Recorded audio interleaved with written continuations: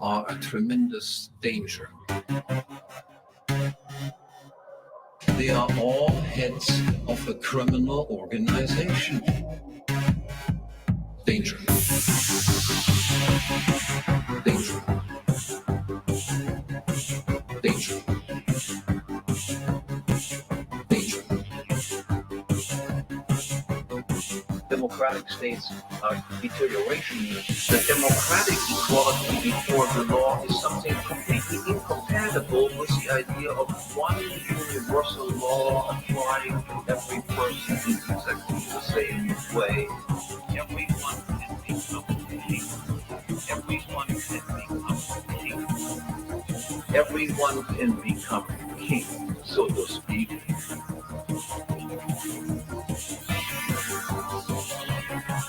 So to speak. So to speak. So to speak. It exists in the form of the difference between a higher public law that applies to public officials and a lower private law that applies to regular folks.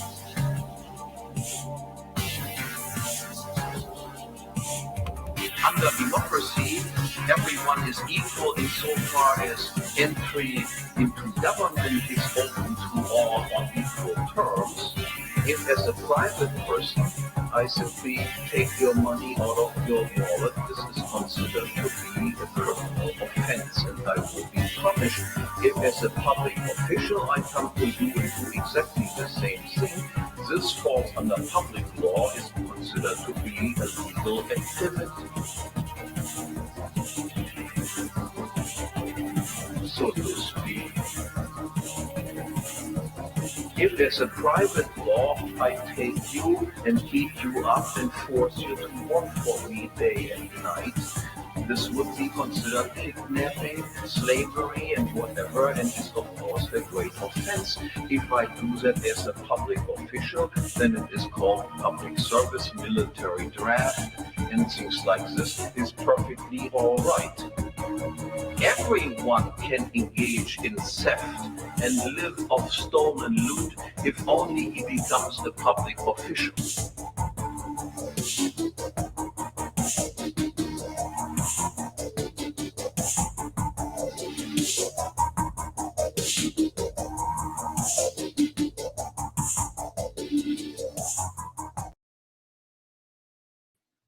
Hey, it's Jose Galison. You're watching No Way Jose. You can find me on No Way Jose YouTube channel, all the major audio podcatchers, and Odyssey as well. Today, my guest is Toad. As you guys can tell by the intro, we're back on that Hoppe shit. We're doing it today. I've been, doing a lot of OKC stuff recently. So, I mean, if you're new to this channel, you might be like, what the hell is this? Some part 13 nonsense? Well, I don't know, go back and watch the beginning or pop in wherever. I mean, we are starting a new chapter, so you might not be the worst place to jump off.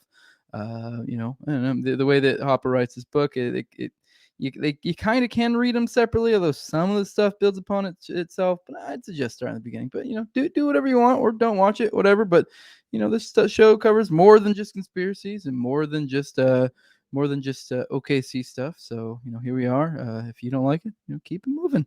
But I do want to let you guys know that intro you heard, that was from a YouTube channel called Romero Synth. He said a while back it was cool if I use those. At least just go check him out. He's got a lot of other cool synthwave stuff. Got some Kinsella synth, some other Hoppe synths. I've played pretty much all of them on this series, except for obviously the Kinsella one. But just the Hoppe ones I've been playing on here.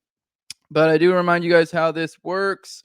If you are a patron, you'll have access to this when it's a live stream. If not, you'll get it roughly a week or so, or whenever I drop this. This one I'll probably drop 3-4 days from when we're doing it right now. It really just depends on what's going on with the schedule for what drops. But you'll get it a decent amount early, usually for most episodes. Most of my stuff goes out early. Not all of it. Sometimes every once in a great while, some current events thing I'll just do straight from like basically live essentially, or immediately post it. Same thing with Four Pony Boys. The Four Pony Boys, those are always live. But I do want to let you guys know if you want to be a patron, it's patreon.com/NoWayJose2020. Lowest level's $2. That gets you the early access. The highest level's 20. There's other levels in between that give you different perks. 20 is the sponsor level. Sponsors are Mikhail Thorpe of the Expat Money Show. Also have Jeremy, who's an Etsy store at etsy.com/shop/raising liberty. You can follow him on Twitter at Jeremy Rhymes. Also, my co-host today, Toad. I won't go too much in that because he'll give his plugs in a second. And then also I have Zach Overacker at ZOVERACK on Twitter. If you can follow him. Also Mike Degalish.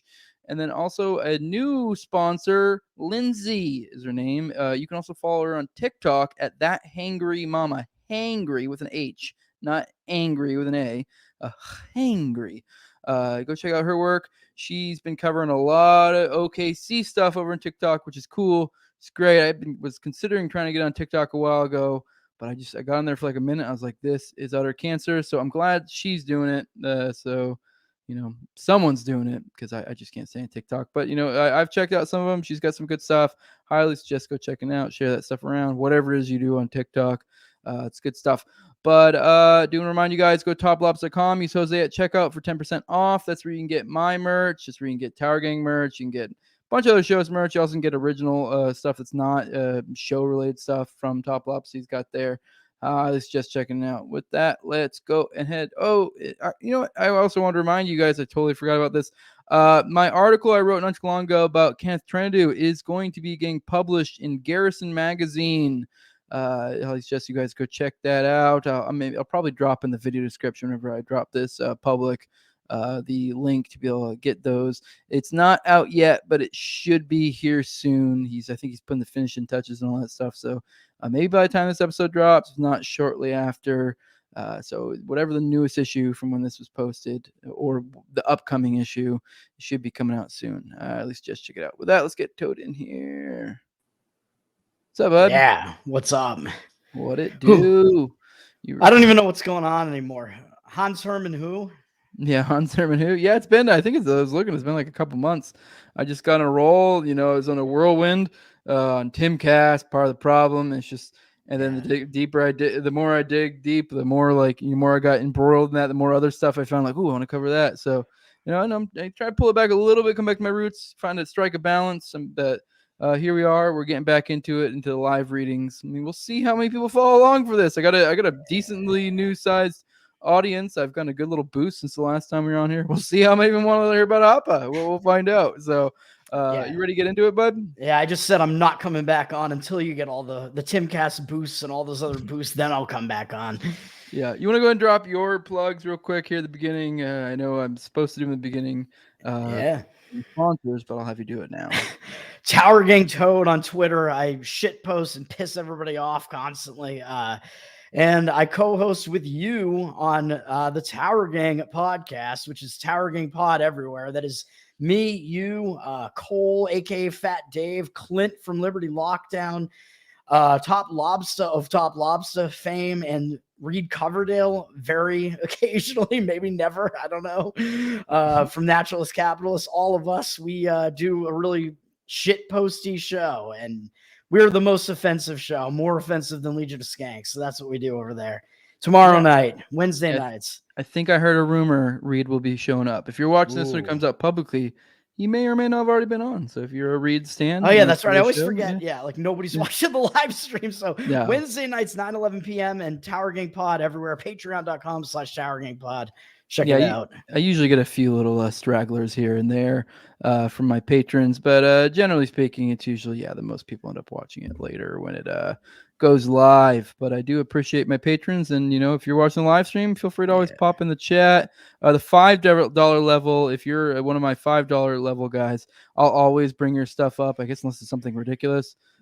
Generally speaking, I'll just bring up anybody's usually, unless it's like something that's not worth bringing up, but I'll definitely bring it up if you're a $5 or above. But I give you a little code for each episode, a little code to throw in the chat, and that way I can remember that you're one of the 5 or above. I also usually kind of just know, I'm familiar with my patrons, so I know who's who.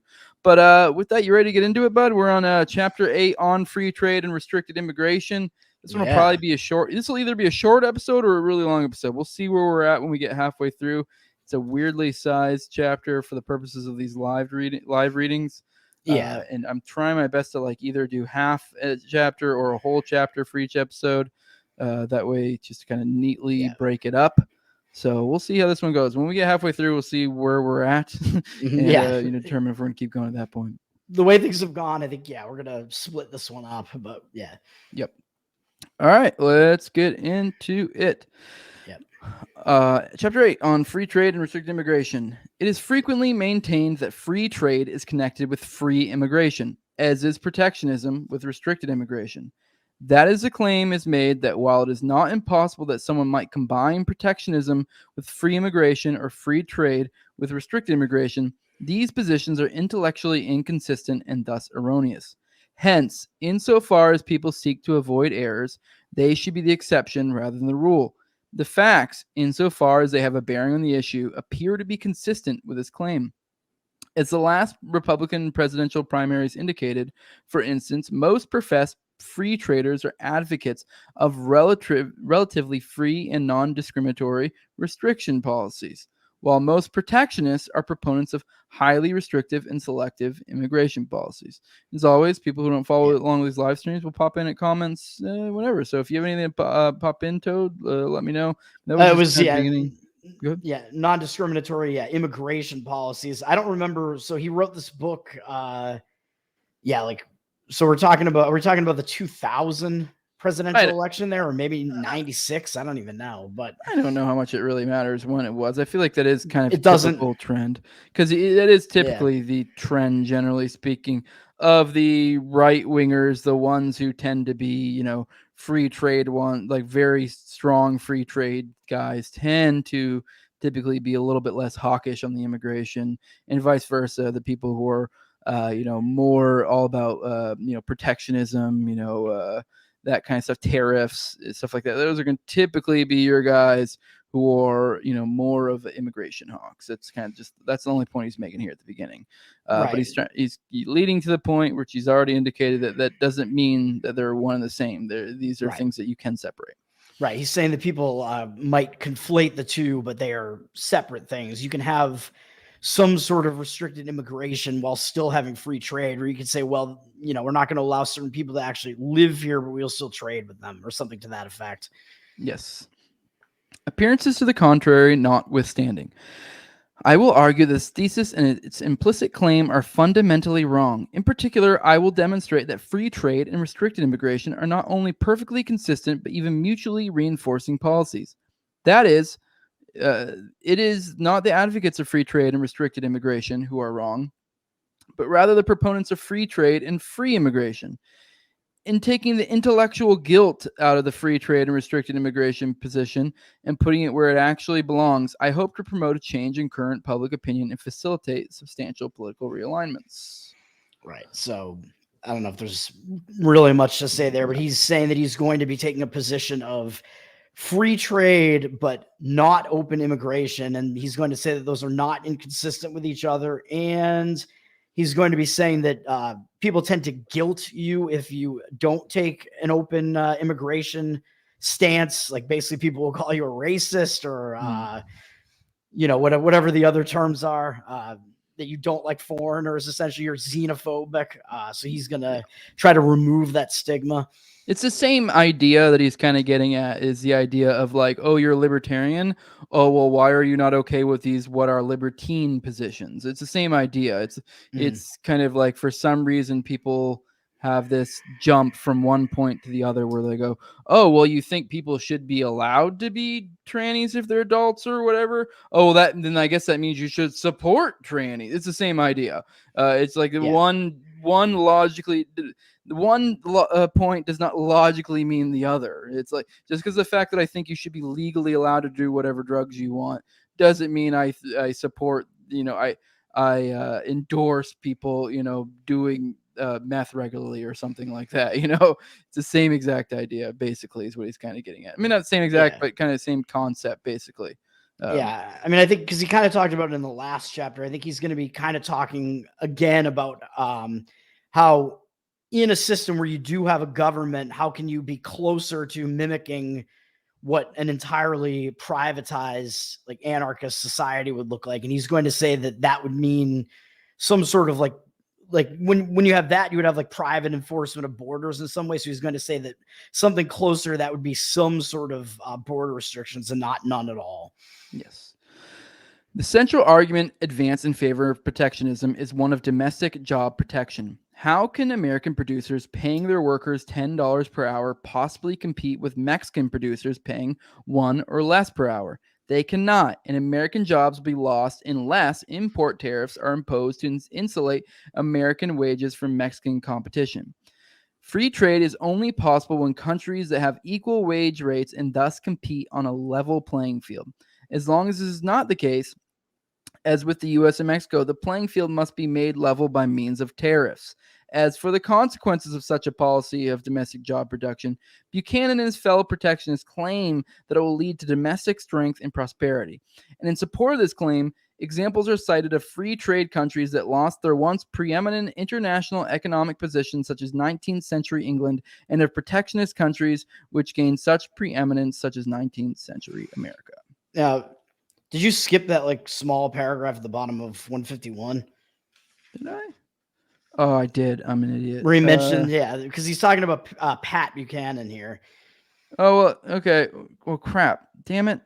Luckily, that's not a big deal. I'll read it real quick. Since the days of Ricardo, the case for free trade has been logically unassailable. For the sake of argumentative thoroughness, it will be useful to summarize it briefly. The restatement will be in the form of a reductio ad absurdum of the protectionist thesis as proposed most recently by Patrick Buchanan. Okay, all right, I guess it does provide a slight bit of context to the last paragraph we just said. Right. I'm kind of annoyed I did it out of order, but whatever. There's a small tinge part of me that's like, okay, we're going to do it all over again. But no, just kidding. Whatever. That's I mean, I think most people could kind of pick up that context somewhat that we were getting at, that he's clearly laying out the points of Buchanan and people with similar thoughts. So, but anyways. Yeah, sorry. I mean, I don't know. I think he said it was a reductio ad absurdum. I don't know. I think he probably could have taken it to some more absurd place than he did, but he's just essentially saying that just the idea of protective tariffs or something like that, because a certain country can produce a good more cheaply than some other one does, is a stupid idea. Because you still want free trade and you want the ability to have your country, people in your country, to be able to get those goods at a cheaper cost as well. So really, you're just harming the people. Yep. Yep. I mean, I guess it was a reductio ad absurdum in the point that he was just bluntly laying out his points. I don't know if he said it that way to mean that, like, if Buchanan was to lay out his points, it would be different. I think what Hoppe was trying to say is that, like, if we're going to follow it to its logical ends of the points he's laying out, this is what he's saying. So, like, yeah, maybe he might argue this or that, but it's like, okay, but if I am to take your ideas and make them consistent, this is what you are saying. So you may fiddle around and be like, well, I don't think this specific thing or that specific. Okay, well, sure, okay, whatever. That's your inconsistent thinking. But if we were to lay out your thinking in a consistent way, this is what you're saying.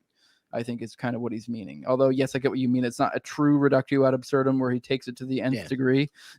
So, although I guess like a reductio ad absurdum doesn't necessarily mean you take the nth degree. You can take it, I guess, as far as you want to with it. So I guess that's I guess it's technically right. Although I get what you mean, that it's like you hear reductio ad absurdum and you expect it to get to an absurdum place, you know? So, yeah. Yeah. But all right, this or any other alleged empirical proof of the protectionist thesis must be rejected out of hand as containing a post hoc, ergo propter hoc fallacy. The inference drawn from historical data is no more convincing than if one were to conclude from the observation that rich people consume more than poor people, that it must be consumption that makes a person rich. Indeed, protectionists such as Buchanan characteristically fail to understand what is actually involved in defending their thesis.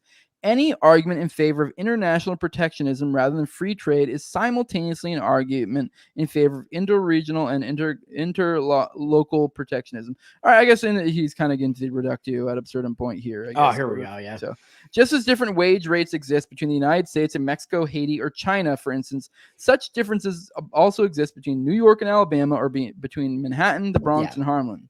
Right. Thus, if it were true that international protectionism could make an entire nation prosperous and strong, it must Yeah. also be true that interregional and interlocal All right, protectionism here we go. could make regions and localities prosperous and strong. In fact, one may even go one step further. If the protectionist argument were right, it would amount to an indictment of all trade and defense of the thesis that everyone be the most prosperous and strongest if you never traded with anyone else and remained in self-sufficient isolation. Okay, there we go. Yeah, that's the absurd position. He's right. That's if you fall to its logical position, that's what it is. Certainly in this case, no one would ever lose his job, and unemployment due to unfair competition will be reduced to zero. Right. And thus deducing the ultimate implication of the protectionist argument, its complete absurdity is revealed. For such a full employment society would not be prosperous and strong. It would be composed of people, despite working from dawn to dusk, would be condemned to poverty and destitution or death from starvation. Yeah, I mean, yeah, he just laid out the ridiculousness of the argument. And yeah, essentially, like, we know that even like down to the individual level, people have different skills and whatever. So there are going to be different wage rates for different jobs, for different people doing different things, whatever the case may be, in different locations. Or even doing the same things. You know? Yeah, right, Yeah. exactly. And like, there's no, like, you can't like centrally plan that. You can't come down with like force and try to force some sort of even playing field across everyone everywhere. Like, that's just insane. Yes. And like you said, trade would just completely come to a halt. You can't do that. Yep. International protectionism, while obviously less destructive than a policy of interpersonal, interregional protectionism, would have precisely the same effect and be a recipe for America's further economic decline. To be sure, some American jobs and industries would be saved, but such savings would come at a price. The standard of living and the real income of the American consumers of foreign products would be forcibly reduced. The cost to all United States producers who use the protected industry's products as their own input factors would be raised, and they would be rendered less competitive internationally. Moreover, what could foreigners do with the money they earn from their U.S. imports? They could either buy American goods or they could leave in the U.S. and invest it. And if their imports were stopped or reduced, they would buy fewer American goods or invest smaller amounts. Hence, as a result of saving a few inefficient American jobs, a far greater number of efficient American jobs would be destroyed or never come into existence. Yeah. I don't know if I have anything else to add to that, really, but yeah. Yeah, no, he mainly laid it out. I don't really have much to add to it as well. They buy Americans like he's kind of pointing out international. Yeah, I don't have much to add to the one. I feel like it stands alone it stands well alone. All right, on to you. You locked up. There's a lot of post notes on these pages, so you just get the one page and it's back to me. Yeah, apparently, yeah. But yeah, essentially, like, I mean, he's again just kind of reiterating that, like, protectionism is going to hurt hurt the American consumer in this case, where if we're saying we're putting tariffs on the goods that are, cheaper goods that are made in Mexico, essentially, like, you're basically forcing the people of America to buy those same goods made more expensively in America. So it's going to be more expensive for those consumers to do it. And you're also hurting the producers in Mexico that are producing those things at a more cheap costs. And, kind of all you're doing is kind of propping up the American business, basically. And you're artificially doing that because, well, if Mexico has that, comparative advantage or whatever in producing whatever it might be, avocados or whatever the hell it is, then I don't even know where I'm going with that. You're disincentivizing goods traveling across borders, essentially, is all you're doing. So, right. You're right. You're definitely disincentivizing, free trade. You might be, as he kind of pointed out in the previous chapter, you might even be like propping up like some sort of like, I don't want to say racism, but you're kind of like making it so that the people of both countries aren't, interacting with each other as much. So they might just, become kind of more isolated. And those producers in America that are producing that thing at way more of a cost, like maybe they should be producing something else that they're better at producing here. Yes, exactly. So you're shifting the production into something that's less efficient. Yeah, like if Mexico is producing a widget that I use to make my thingamabob, and for some reason that's the cheapest place to get it. And there's another one that's 3 times as much in the United States. And now they just imposed a price that makes it 3 times, makes it more expensive over in Mexico for me to get it. Then it's like now I have to go to the other place where it's more expensive, which raises the prices of my products, which, then that gets passed on to the consumer. Yeah. That also negatively affects the people over in Mexico as well. They're trying to send it to you because they for some reason they're giving it to you. Now so it has this cascading effects that keep going. But all right, on to you. Yeah. And a company that's producing things more expensively might wind up hiring fewer people, whatever it might be. Yeah. It's just less efficient for a multitude of reasons, really. Thus, it is nonsense to claim that England lost its former preeminence because of its free trade policies. It lost its position despite its free trade policy and because of the socialist policies which took hold in England during the last third of the 19th century. Likewise, it is nonsense to claim that the rise of the United States to economic preeminence in the course of the 19th century was due to its protectionist policies. The United States attained this position despite its protectionism and because of its unrivaled internal laissez-faire policies. Indeed, America's current economic decline, which Buchanan would want to halt and reverse, is not the result of her alleged free trade policies, but of the circumstance that America, in the course of the 20th century, gradually adopted the same socialist policies that had ruined England earlier.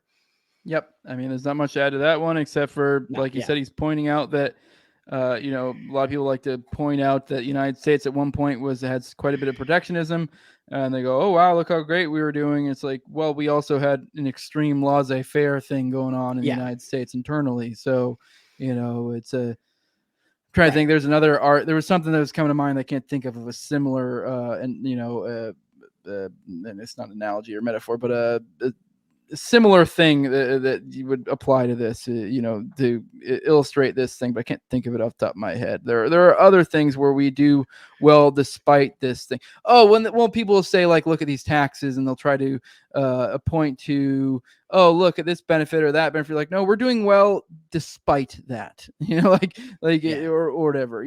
I forget. There's something that'll come to mind later, and that point it won't matter. But all right, on to part 3. Yeah, I mean, it's essentially, so he does talk a lot in this book, of course, about how this rise in socialist policies kind of goes along with the rise in more democratic forms of government in these Western governments as well. So he points out here that was happening in England earlier than it was in the U.S. to some extent. And in the U.S., we had of course, the huge kind of boom in the U.S., during the Industrial Revolution. There was a lot of laissez-faire going on in the U.S., and that's kind of the most success that the U.S. was having was when they were the most free trade that they were. And then early, 1900s, you get the rise of progressivism and, the regulatory capture and big business working with government and all the protectionism and stuff like that. And that started, leading to this decline.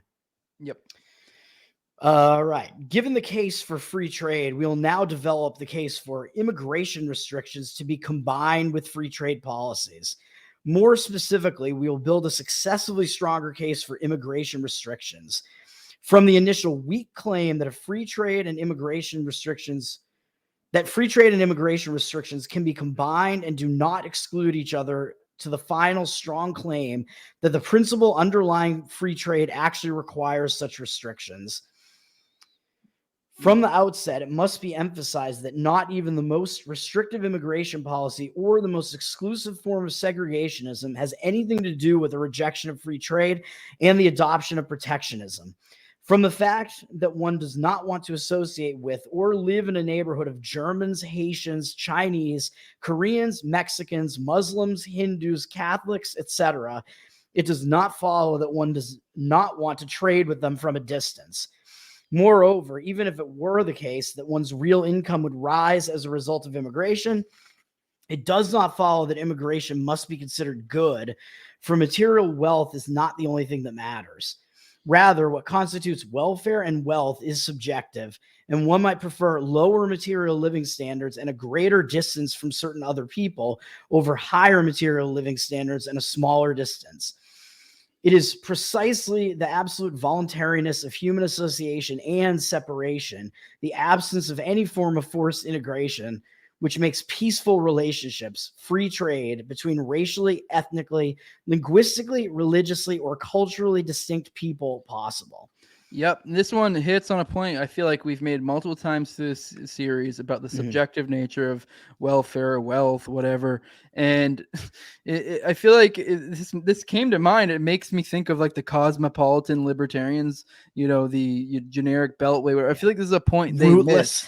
Yeah, the root, whatever. Like they seem to love things like cities, because if you're just looking at it from a economic perspective, when I say economic, I mean it in the strictly money, like American dollars sense of it, whatever, like not in the subjective way of like value what I value, that it would, if you're looking at just as numbers, just dollar bills, then living in a city makes the most sense. Living in a more populated area, typically, I mean, it depends on the city, but generally speaking, there's going to be more economic, opportunities. There's going to be, a lot of cities, you can just walk to the bodega, get your food there. You can get tightly packed into an area. It economically speaking, you can make a case for cities, and then people will make the reverse case against like rural areas. But it's like, okay, but I want to live in a rural, like that brings value to me, giving my family distance from other people, allowing us to have a space to thrive, a yard, Exactly. land, like that is subjectively, to me, that means more, Yeah, you might get robbed on the way to the bodega, but yeah, that's like exactly what comes to mind here. Is he's saying that, yeah, like wealth is subjective, and even though you might live in a city, which of course does also mean that you're going to have a higher like cost of living in a city, but yeah, you'll like the jobs are more plentiful. You're going to be making more money, but that's not the only thing that matters. Like a city is probably not the best place to raise a family, and some people are going to consider that to be like the biggest like form of wealth. Like, oh, I want to have I want to have children, I want a family. So, the best place to do that is somewhere outside of the city. Like you said, more rural area, less crime. We have like a yard for the kids to play in, things of that nature. So like, I would agree with that, even though I do live in a city environment, basically. Like, yeah, I do think that like the greatest form of wealth is, having a family. So yeah, yes, that's and the cosmopolitans aren't necessarily wrong either. I mean, if they're trying to make the case that like that's what you should do, then yes, they're wrong. But and I feel like they are, like I kind of was illustrating, they're kind of looking at it wrong. But in a sense, if that's what they subjectively value more, okay, more power to you, whatever. I mean, I think right. that if you prefer living in a city, if you prefer doing this, doing that, these are all in Capistan world, there would probably be areas where there would be more open immigration, where people prefer that sort of living, which let's be real, probably would likely have higher crime, although maybe would be more populated, it would be something similar to the cities we have now. So I don't, it's, what I mean? Like, it's, yeah, everyone gets my point. But all right, we're on to the next. All right, go ahead. Well, yeah, well, I was just going to say, like, yeah, he's also, he's kind of referring back to the previous chapter again, which was about how open immigration is the same thing as forced integration. So he's kind of pointing that out again, where if you don't have any of those restrictions, then you are essentially forced to live in the same areas. People that maybe you don't want to be living in the same area as some of those people. So maybe that has something to do with what you consider to be like value of living in a certain area as well. And other than that, I guess, he's just starting to lay out the case as to why free or open immigration and free trade should not be conflated. And you can have an anti-open immigration stance and a pro-free trade stance, and those are not in conflict with each other. And he's just laying out the first thing here, saying that those two are not related, essentially. Yeah, and like I was kind of getting at, you can also have an open immigration and a free trade one in your specific area. Like that's how you prefer it, because like he's alluded to multiple times, what they're trying to get to is what we would see in a true free market or in a true free in anarcho world or whatever. And that's what I was saying. There would be areas where that would be the case. I think probably over time they wouldn't do as well. And even then they would probably have certain restrictions or whatever, different weird rules. But yeah. Yeah, and training from a distance, like if you're thinking on like a global perspective, that's almost like it's something that has to happen because you have certain areas where that are the only areas where you can produce certain things that people are going to want all across the globe. So like trading from a distance isn't just because, well, I might not want to be like living with these certain groups, although that might be the case too, but it's just like something that you kind of need to have true free trade. Yeah, and to some extent, I don't necessarily think Hoppe was saying this, but I do want to be clear that doesn't mean that there aren't people that some people wouldn't want to trade with people because of given characteristics. For example, a good example of this is the Dylan Mulvaney thing going on with Bud Light. Some people are making the decision not to buy Bud Light because of they don't like that they use a trans person to push their beer. That's typically for, let's be real, kind of frat boys and rednecks. Like that's kind of what Bud Lights typically are for. So they're like, what the hell is going on here? So they don't want to buy it. But now, generally speaking, like the point being is he's saying these two aren't necessarily connected. Like they can be, or they can be that like you don't want to trade with someone because of whatever characteristic, but that doesn't. Yes. Yeah, it's actually hilarious because the Bud Light thing is almost like the inverse of the baker doesn't want to bake the gay wedding cake. Yeah. It's like, well, now I'm the consumer and I don't want to buy the trans beer. Yes. All right. The relationship between trade and migration is one of elastic substitutability rather than rigid exclusivity. The more or less you have of one, the less or more you need of the other. I said that retarded. The more you have of one, the less you need of the other. If you read the book, it's got more and then in parentheses less. The point that's being is that like the inverse is also true is kind of what he's saying. So like you can say the more you have of one, the less you need of the other, or you can say the less you have of one, the more you need of the other. Right. If you have no migration, then you would need more trade. Right. Because you need to get those goods from outside of where you are. So I think that's basically what he's saying. Other things being equal, businesses move to low wage areas and labor moves to high wage areas, thus affecting a tendency towards the equalization of wage rates. All right, we're getting to some stuff for the same kind of labor, as well as the optimal localization of capital. With political borders separating high from low wage areas and with national trade and immigration policies in effect, these normal tendencies of immigration and capital export are weakened with free trade and strengthened with protectionism. As long as Mexican products, the products of a low wage area, can freely enter a high wage area such as the United States, the incentive for Mexican people to move to the United States is reduced. Yeah. In contrast, if Mexican products are prevented from entering the American product, the attraction for Mexican workers to move to the United States is increased. It's a key point. Similarly, when United States producers are free to buy from and sell to Mexican producers and consumers, capital exports from the United States to Mexico will be reduced. However, when United States producers are preventing from doing so, the attraction of moving production from the United States to Mexico is increased. So it's pointing out that you're shooting yourself in the foot with these policies is what it's so like if you're applying protectionism and you are someone who is anti-immigration, you're literally causing the opposite incentives of what you're intending to create. Right. And vice versa. You don't need to build a wall. You just need to trade more with Mexico. Yeah.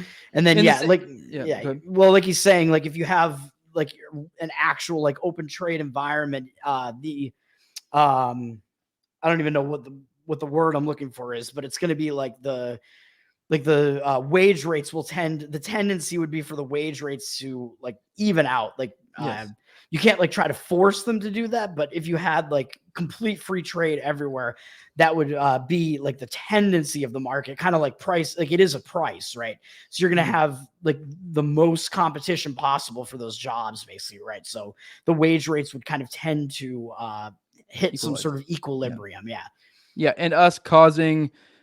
Yeah, and then I did want to point out the point that they made is because a lot of people will bring up like protectionism to prevent, because they'll be like, oh, this company is moving to this other country, and it's like, oh, we need more protectionism policies so we can protect American business, and it's like, okay, but all you're doing is incentivizing them to leave, so you are creating less American businesses So yeah. Right. Similarly, as the foreign trade policy of the United States affects immigration, so does its domestic trade policy.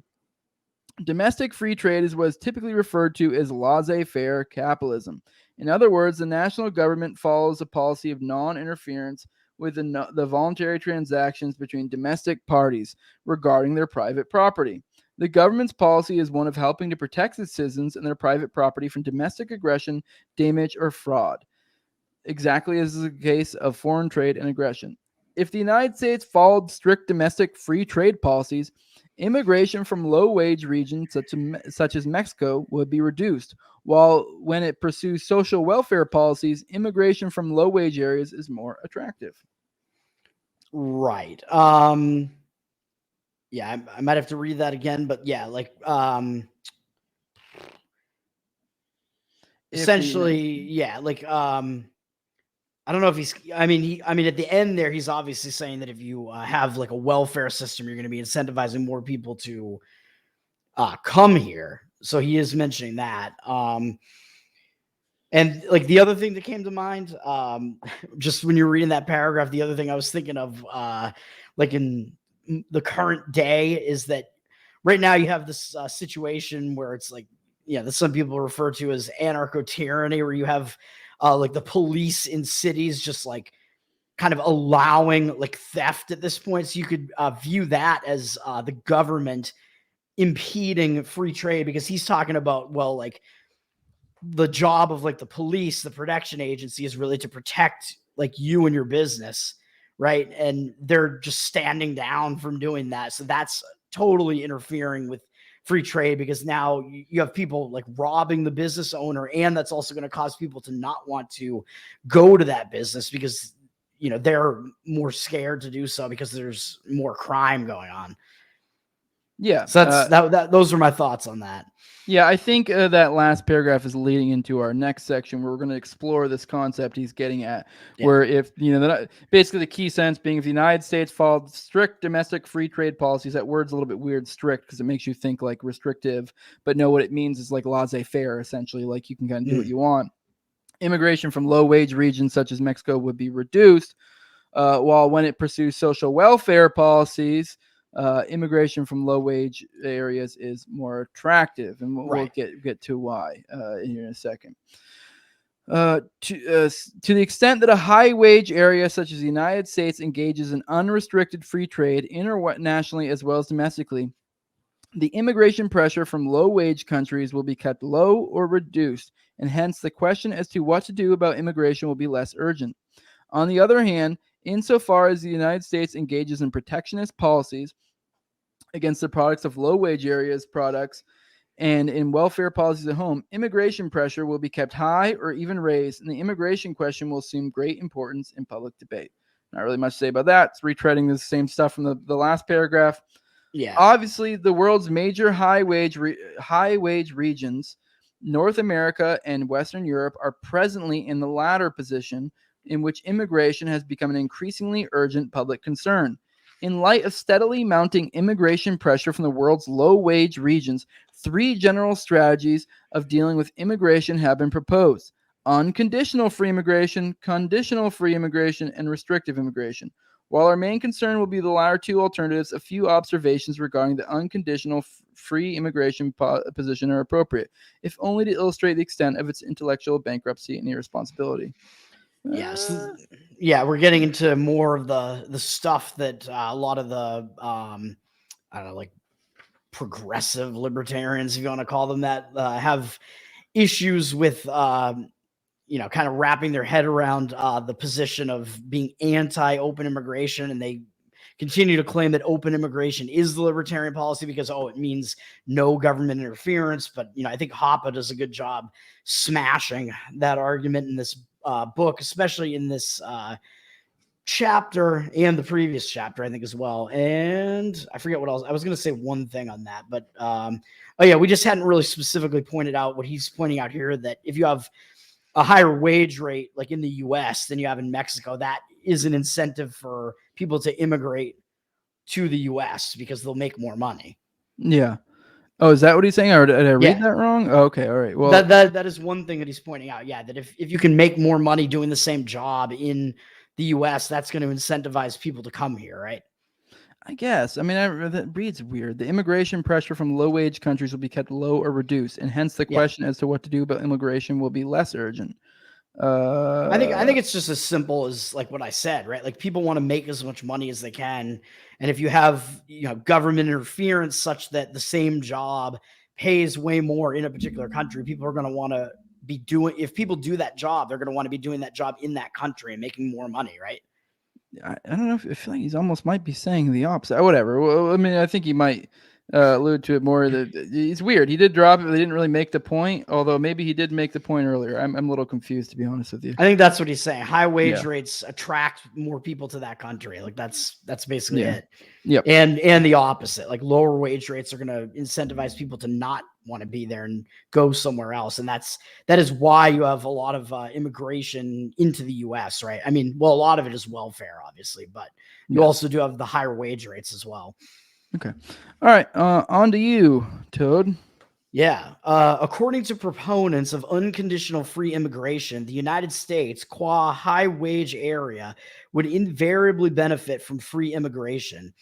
Hence, it should enact a policy of open borders regardless of present conditions, i.e., even if the United States were entangled in protectionism and domestic welfare.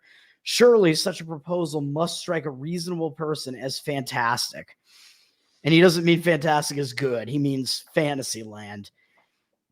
Assume that the United States, or better still, Switzerland, declared that there would no longer be any border controls, that anyone who could pay the fare might enter the country and as a resident would then be entitled to every normal domestic welfare provision.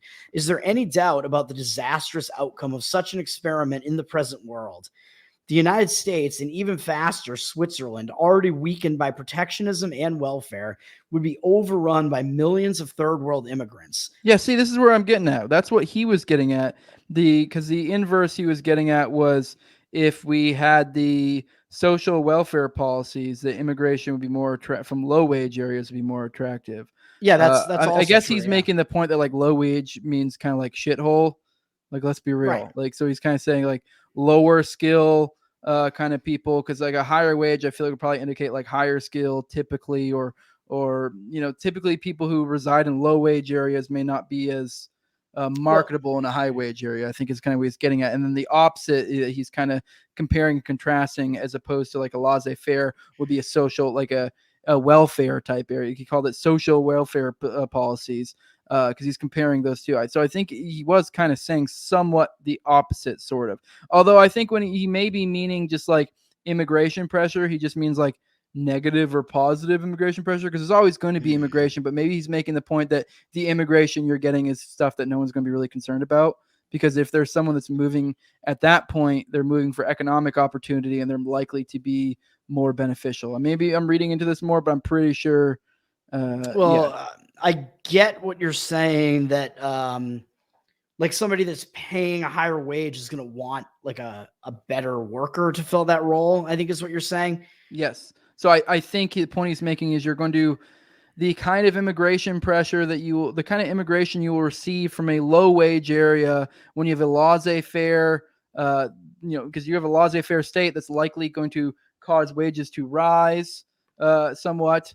And so if you have a high wage area that's a laissez-faire place, and then you have another place that's low wage that's kind of nearby, now the immigration pressure that's being caused, I feel like that would probably lower the immigration, I think is kind of the point he's getting at, because I mean, yes, there'll still be immigration, but it's not going to be this like, like one of those like little bulbs for insects where it like sucks them in because of the welfare. Because he's comparing and contrasting the two.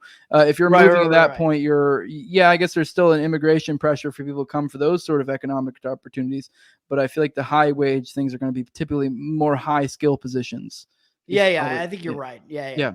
I think you are right about that. And I feel like he should have probably supported the point he made a little bit more there, because you were sitting here to describe you're right, because he was saying that the argument from the open borders proponents is actually Well, I mean, I don't know if he's just saying that, hey, we're going to get more immigration, like because we have a higher wage rate, but I still think that it is the case that people want to find a higher paying job. So there is that incentive. Yeah. I think the point being is if you're in a low wage area and there's another area, it's a high wage area, it's probably typically going to be for a reason for the people. So if that high wage area is skilled labor. Yes. Correct. So yes.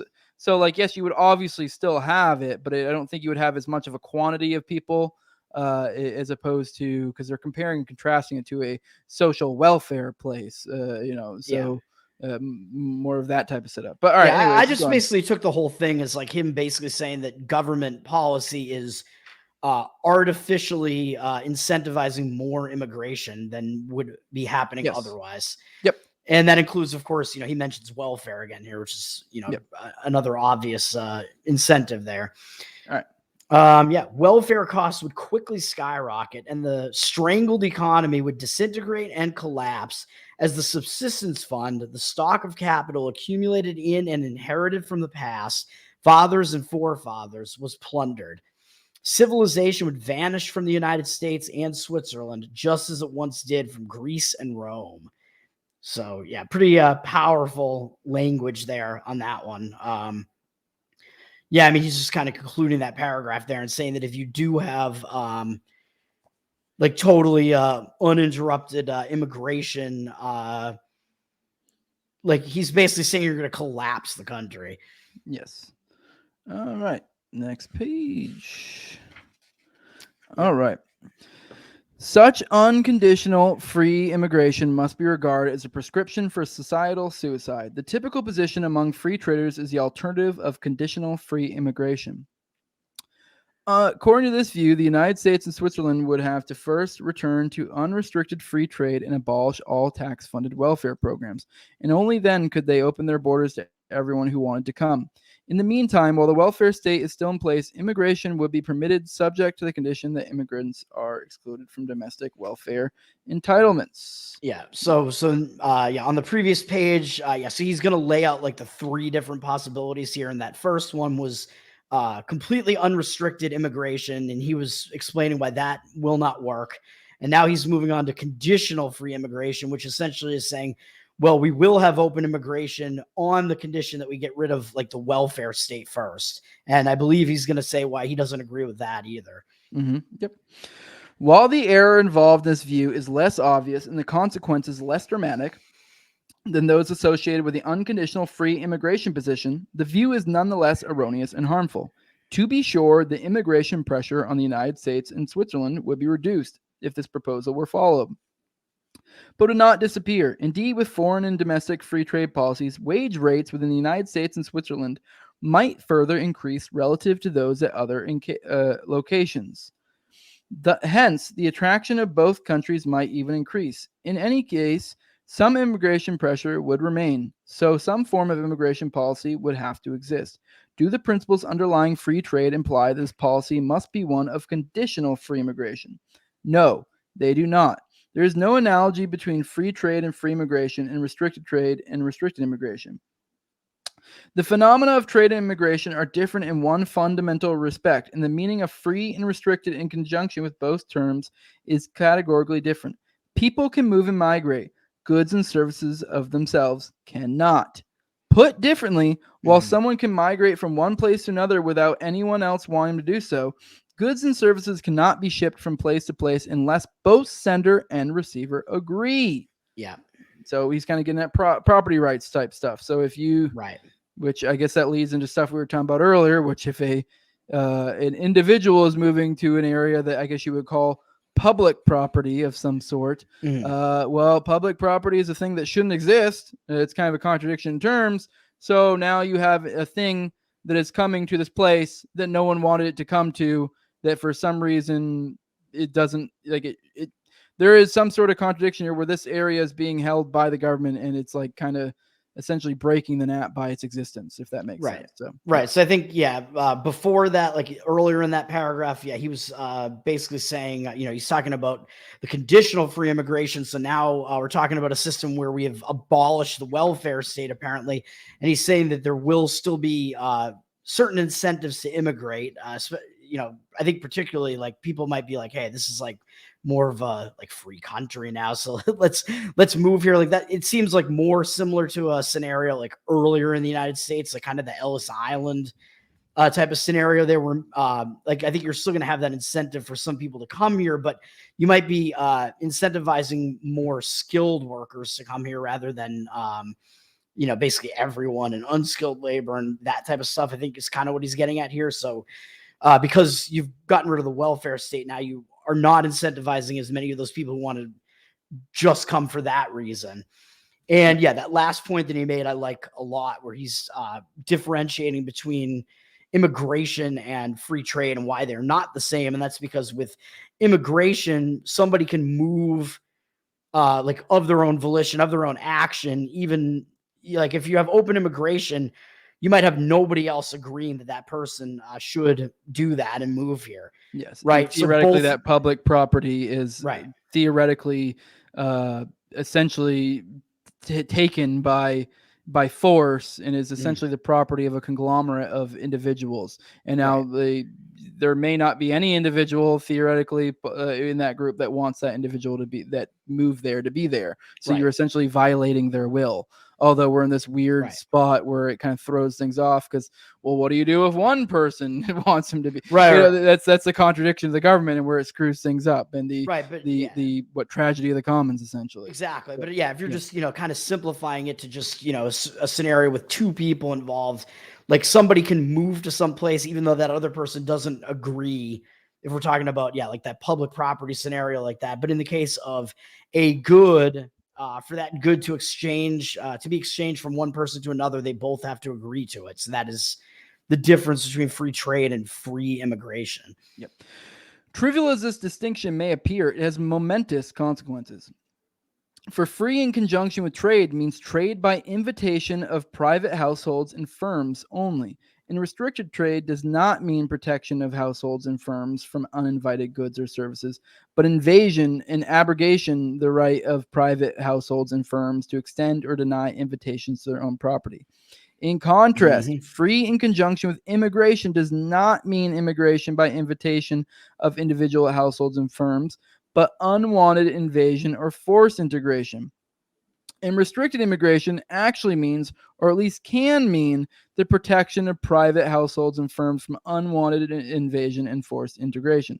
Hence, in advocating free trade and restricted immigration, one follows the same principle of requiring an invitation for people as for goods and services. Right. Yeah. So I like all that too. So it's kind of, like he kind of lays out like both different directions there. So essentially what we were just talking about earlier were free immigration. So like talking about like property rights perspective, you can have one person not agreeing that other person is coming here, and then that person is actually having their rights violated in that scenario. Whereas with the case of free trade, that is all voluntary and there's no NEP violation there. People are agreeing on both sides that good is changing hands. And then here he's laying out the opposite of that, where if the government is coming in and they are going to restrict free trade, that is certainly a violation, because you're saying you cannot, A cannot sell this product to B, even though they're both like agreeing to that. So that is a violation. But in the case of restricting immigration, they might not be I guess it is an NAP violation in some cases, but he's saying that I don't know what the word, like how to phrase this, but you kind of get what I'm getting at here. Where it's essentially with goods and services, you don't have a tragedy of the commons situation, which with individuals moving to localities with other individuals, kind of traveling public roads, all these, going to, living in, wealth, like living in areas with welfare or whatever, like essentially in any way, operating in any sort of public or commons type thing. But you don't have this issue with goods. So, it may, if the government, implements some sort of restriction, it may not violate the NAP in any way. If, like, for example, like I know a lot of people like Tom Woods, Dave Smith, they like to kind of use like the public library example, that's government property. So it is the government kind of restricting somebody if they decide, hey, this like bum can't just come in here and, you know, like shoot up or like piss on the floor or something like that. Like we are allowed to kick that guy out if they're doing that. So it's a situation like that. Yeah. But even then, the funny thing about the tragedy of the commons, even with the pissing in the library situation, theoretically you could say there might be one person who was stolen from that is like, you know what, I think bums should piss in libraries. Yeah. Like, well, okay, well now what do you do with this? Because it's like everyone's money is being taken. He was stolen from, and now his money is being used in a way, or his property is being used in a way he doesn't want to be used. Because if it was up to him, bums would be pissing in the library. Yeah. So this is the whole point we're getting at, is how the government fucks things up. And it's almost like okay, well, reasonable people can say, let's be real, most people being stolen from here or could agree to this. But obviously, ideally, this would be privately owned. And that way, if the owner decides, or the shareholders decide, you know what, this is a bum pissing library. Okay, I think this is a really bad business model, but okay. So yes, it just kind of illustrates the whole point of the tragedy of the commons. Privatize all the bum pissing libraries. So let's open a private one. Yeah. So I mean, I'm trying to make the point because I don't really necessarily like the way it's called you're into reading. I don't necessarily like the way it's phrased by Hoppe, because it does imply that essentially like you were getting at there, like with the bum pissing, that like technically it's it almost implies that it's completely in line with libertarian theory to be like, nope, most people, because then you kind of almost in this weird way slide back to democracy, but we're still there's I was just about to say that. We're still this innate admission that we're like, this still is like in a sense fucked, but like, let's be real, we're trying to get the closest approximation. Right. So, so this whole book is about like what is the least anti-libertarian of the anti-libertarian solutions. That's kind of this entire book. Like, yes, yeah. If we're talking about anything about what to do with public goods, or the commons, you're never going to have a true libertarian position. But we can have something that be like, okay, let's be real. Like, this is what likely would be the case in a true free society. That, let's be real, we wouldn't accept bums pissing in our libraries. Yeah. Would probably, in a true free market, I don't think there would probably be any bum pissing libraries. I feel like it's pretty reasonable. And the ones that do exist would get readed out pretty quickly because no one wants to go to the bum pissing library. It just evolves into a hostel for bums. So that's all it is. All right. Well, I'm hostile against bums. Yes. The free trade and free market proponent who adopts the conditional free immigration position is involved in intellectual inconsistency. Free trade and markets mean that private property owners may receive or send goods from and to other owners without government interference. Yes. The government stays inactive vis-a-vis the process of foreign and domestic trade because a paying recipient exists for every good or service sent. Hence, every locational change as the outcome of an agreement between sender and receiver must be deemed mutually beneficial.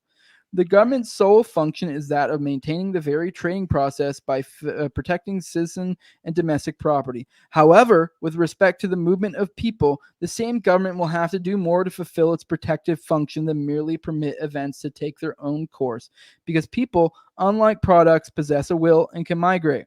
Right. Accordingly, population movements, unlike product shipments, are not per se mutually beneficial events because they are not always necessarily invariably the result of an agreement between a specific receiver and sender. There can be shipments, immigrants without willing domestic recipients. I love it. He's like, it feels so dehumanizing, this chapter, because he's referring to people as almost like items. This is why people don't like it. But he's actually contrasting people to physical goods here. Yeah. In this case, immigrants are foreign invaders, and immigration represents an act of invasion. Surely a government's basic protective function would include the prevention of foreign invasions and the expulsion of foreign invaders. Just as surely, then, in order to do so and subject immigrants to the same requirement as imports, a government cannot rightfully allow the kind of free immigration advocated by most free traders. Just imagine again the United States and Switzerland threw their borders open to whoever wanted to come, provided only that immigrants be excluded from all welfare entitlements. Apart from the sociological problem of thereby creating two distinct classes, domestic residents, and thus causing severe social tensions, there's little doubt that the outcome of this experiment in the present world. The result would be less drastic and less immediate than under the scenario of unconditional free immigration, but would also amount to a massive foreign invasion and ultimately lead to the destruction of American and Swiss civilization. Even if no welfare handouts were available to immigrants, this does not mean that they would actually have to work, since even life on and off the public streets and parks in the United States and Switzerland is comfortable as compared to real life in many other areas of the world. Thus, in order to fulfill its primary function as a protector of its citizens and their domestic property, a high-wage area government cannot allow an immigration policy of laissez-passer, but must engage in restrictive policies. Yeah. So, yeah, I mean, that first chunk of that paragraph, he was just like reiterating what we're saying before, where essentially, like, when you have the exchange of a good, that good has been invited to come over here because the purchaser wants that good. So they're inviting it. But in the case of immigration, that person may be coming over uninvited by anybody that lives in that territory. So that was essentially the whole point there. And then the last point that he was making there, to wrap up the chunk about conditional open immigration, where the condition would be that there is no welfare anymore for the immigrants. Although I think he was saying that maybe there still would be like welfare benefits for the people that live in that country already, that are the citizens of that country, not for the people that immigrate. He's saying that there would still be immigrants here just because the quality of life is better. And he said that they might actually come here and they might still not work because living a homeless life here is actually still better than the life that they have in whatever third world country they're coming from. So you're still actually incentivizing like bums to come here basically and live on the streets. So he's saying that it is that the government, if they are taking the role of protecting the citizenry, that they are in the right if they want to not allow that to happen. Yep. Well, all right. That's the end of this one. We're going to finish this section up in the next one whenever we end up squeezing that one in. You want to go and drop your plugs. But I do want to point out, I thought it was kind of funny. I got quite a few requests from people. It's almost like people were concerned since I went so long since doing another one of these. They were worried that we stopped or something. I do want to let people wanted me back. Oh. Yeah, surprisingly, I got quite a few people like, "Hey, what's going on with these? I got a lot out of these." I'm like, "What?" Well, the numbers weren't reflecting that. I mean, not that I was saying I was going to stop because of the numbers, but it's kind of like I was surprised anyone complained. I mean, I knew there'd be some theory nerds like us. They'd be like, "Oh, cool," But there were surprisingly some people. So, we're. I mean, I would do want to let people know when it comes to series on this channel, like. Very rarely do I ever be like, I don't think there's any series that I'm done, that I'm still like not finished, that I'm ever like, you know what?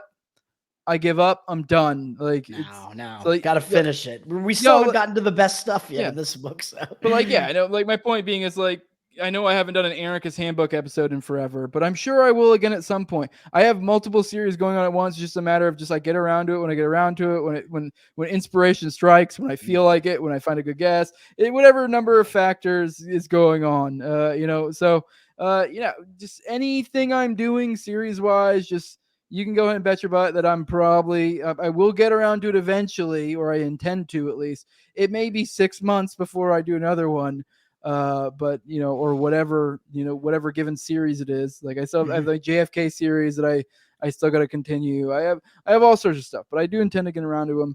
I'm glad there are people actually interested in this one because this is the longest running live reading series I think so far, and we still have a good deal more to go. So and it's a really good book. It's one of my favorite books, and I think it's a book that everybody should read. I think there is a severe lack of people having read it and actually comprehended it in the liberty space. So I think that's good. And we're not just, theory nerding out here on this one. I think we're a lot of times we're like applying what he's saying in here to what's going on in like current America and current events and stuff like that, and we're making some jokes. So Yeah, and I think hopefully people enjoy the little bit of commentary that we get here too, because I know some of this stuff is a little bit heady. Like even me reading through it, I have to sometimes yeah, just sometimes stop I'm and like, think. wait, what is he saying again? A lot of times, like, you know, like with that one part where he's like, you know, kind of like making an argument that somebody else would make, and I think he's saying one thing, but he's actually like saying something else. Yeah, Yeah, got to and so reread some of that. yeah.